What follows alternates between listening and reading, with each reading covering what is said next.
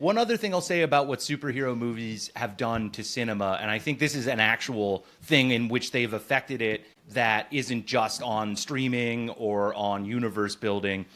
Um, the budgets for those movies are insane now. Like there's the routinely 250 to 300 plus $1 million. Oh yeah. And then with marketing on top of it, they have to make 700 million, 800 million dollars at the box office in order to be considered successful, which is an insane bar to set, especially in this day and age. And since the studios know people aren't really going to go to the cinema that much, they have to make these event type movies that are like, this is it. This is where all our marketing goes. And then a lot of other movies are like, and I understand this process, but at the same time, it is what's kind of ruining going to the theaters, is that the movies that sort of fit into the category of, more deep, less action, those movies become movies where you're like, I'll just wait for that to come on streaming. So everybody with the studio's guiding them through it is making those choices. So these movies are just like the only movies worth putting in theaters. Big event movies, huge budgets, have to make a ton of money. And I do think, because going to see a movie like The Departed in 2006 at the theaters, like you're like, that's a movie now that you'd be like, well, I could just watch that on stream at home. I don't need the big theater for it. But when you go and see it in the theater, it's way better. So I do think it's having that impact. Whether it's you can directly blame the superhero movies for it, or you want to sort of say it's a symptom of something that's already happening and the studios are pushing, because every big company is risk adverse. Anything that could possibly not make them money, they don't want to do. So if they're like, this is it, and then once people do lose their,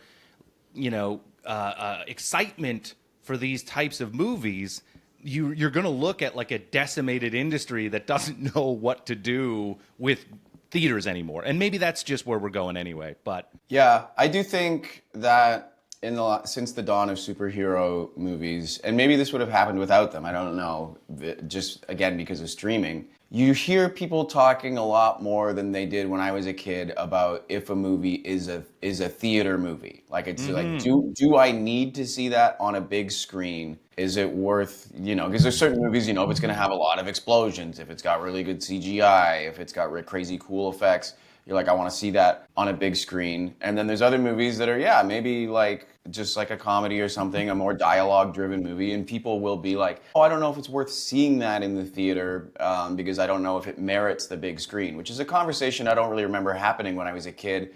And I think, again, is kind of streaming's fault because, again, those movies, you can see, if you don't see it in the theater, it's like, oh, okay, well, I'll see it in, probably maximum a month on something, and I'll watch it then. Whereas, like, when I was a kid, we would definitely go see a comedy in the theaters, whether it needed the big screen or not, no question, which is a great way to see it.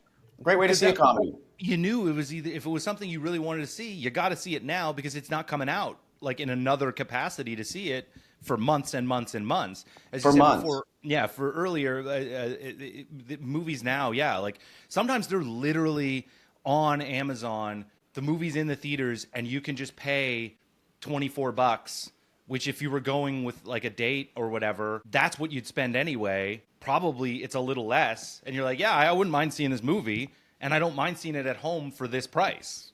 Like if you really want to see it, it's the options there. Yeah. And I think like, especially like comedies, it's a great movie to see in the theaters that people don't think about as much anymore because you do end up laughing like with a group of people and it has like a great community vibe and stuff like that, which is an experience I got a lot as a kid and you don't see as much anymore.